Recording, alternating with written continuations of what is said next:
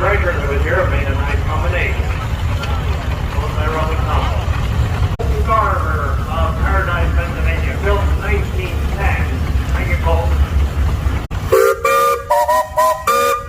If any of you saw the Lancaster newspaper,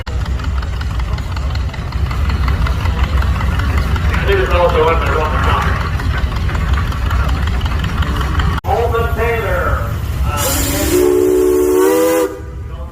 Built 1912, 20 horsepower.